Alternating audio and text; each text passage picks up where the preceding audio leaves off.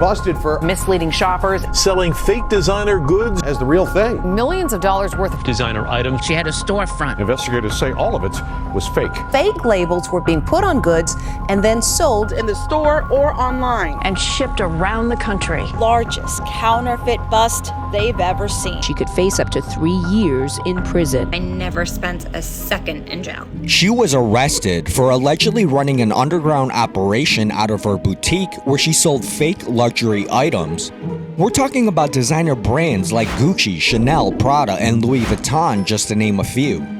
Authorities claim to have seized more than $40 million in fake products. They found thousands of labels with logos and printing machines, which were used to press the logos onto cheap products. A $3 hat, a 50-cent item on the side here, they would heat seal it onto the hat and then sell this hat for $300. $10 sweatshirt, you put the Chanel brand on it, they put it on, they heat seal it, you'd get a finished product like this. It sells for $5,300.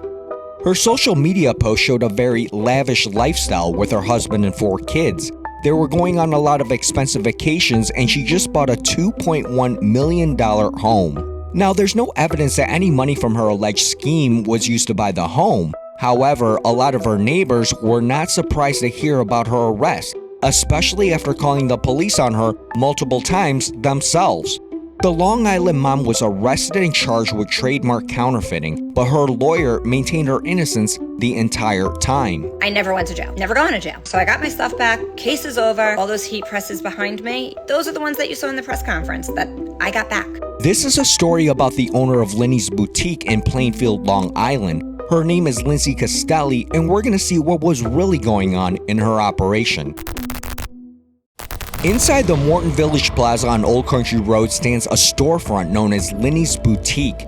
The owner, 31-year-old Lindsay Castelli, is accused of allegedly manufacturing fake merch in the basement of this shop and making big profits from it. In April of 2021, police started an investigation on her shop that would last a year and a half. They called it Operation Rainfall because it rained every time they went on surveillance. Undercover detectives bought items from her shop to see if they were real or not. In addition to her physical store, she ran 2 different e-commerce websites which shipped packages all over the country from her boutique. This meant the United States Postal Service got involved and intercepted packages for the detectives to evaluate. Castelli also ran a private Facebook group with 5,000 members called Shop Linny's. When shoppers joined the group, they could see posts of her modeling what was alleged to be fake designer clothing to promote new launches and sales. On October 4th, 2022, detectives initiated a search warrant in the store. According to police, she was running an underground operation where she bought heat transfers from an illegal source in China. These transfers had logos of designer brands which were then pressed onto cheap merchandise to sell for thousands of dollars. But her side of the story sounds a little bit different. I'm not saying that what was alleged of me is right, but I never thought that going on Etsy, purchasing designs, printing them on shirts, and selling them would have ever been an issue. Detectives said they confiscated 22 heat press machines and thousands of pricey designer labels. Had those labels been transferred onto the merchandise, it's estimated that it would have sold for more than $40 million in retail. We're talking about more than $10 million in Chanel, $4.5 million in Gucci, and more than $25 million in Louis Vuitton. They took all of the blank t-shirts that looked just like this and multiplied them by hundreds and thousands of dollars, and I had well over tens of thousands of blank shirts, so they multiplied it by hundreds and thousands of dollars to get to that $40 million equation. According to police, they also removed a variety of counterfeit items like purses, clothing, and other accessories labeled as Gucci, Chanel, Prada, Dior, UGG, and Louis Vuitton. But according to her, that didn't happen. When the detective came in, he was looking for items of what they alleged me selling and was not able to find any. The closest thing he was able to find was a shirt that said, "I am Diorable," and it had a little perfume bottle. Diorable is not trademarked. On October 7th, 2022, Castelli turned herself into the police and was charged with trademark counterfeiting. Shortly after, she was evicted by the store's landlord. She was released and due back in court about a month later with a possibility of going to jail. Her lawyer says the allegations against her for passing off cheap goods as designer products to sell for thousands of dollars is totally made up. According to her lawyer, she was being charged with creating t-shirts that incorporate a registered trademark. So it really came down to whether or not the designs on her shirts violated that. Her lawyer didn't seem to think so and said the shirts had creative designs which didn't incorporate any type of designer logo. He claimed that 99% of the shirts on the websites had designs like Happy Halloween and, in his words, quote, run-of-the-mill stuff, end quote, that they were creative t-shirt designs. 99.9% of it was items just like this.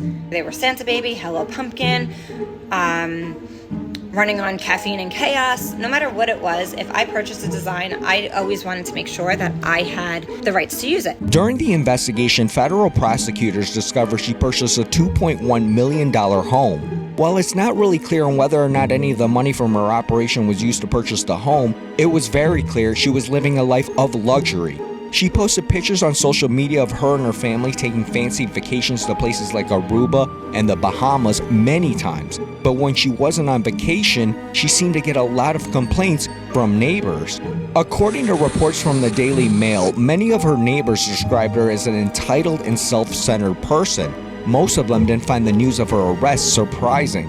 One neighbor said that she gifted Castelli flowers and a bottle of wine with a welcome note when she first moved into the neighborhood, which she found later on top of her garbage can at the end of the driveway.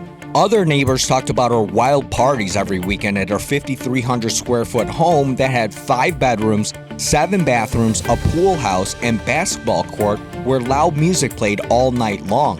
It's reported that multiple neighbors had called the police on Castelli when she threw a Memorial Day weekend party that went on until 3 a.m.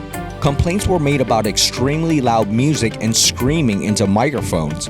In December, there were reports that she threw a Christmas party that was so big that the local fire department had to intervene.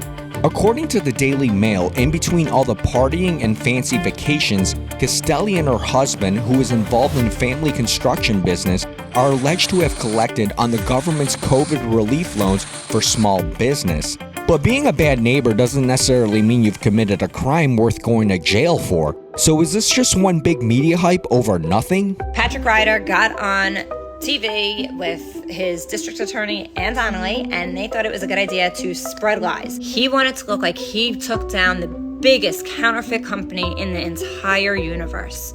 They completely destroyed my reputation, my business, everything that I worked for the past 10 years, was all because of Patrick Ryder, because he wanted to look like a hero. Nothing that Patrick Ryder said on that press conference was accurate. Looking at some of her shirts that she modeled, designs like this are a little suspect.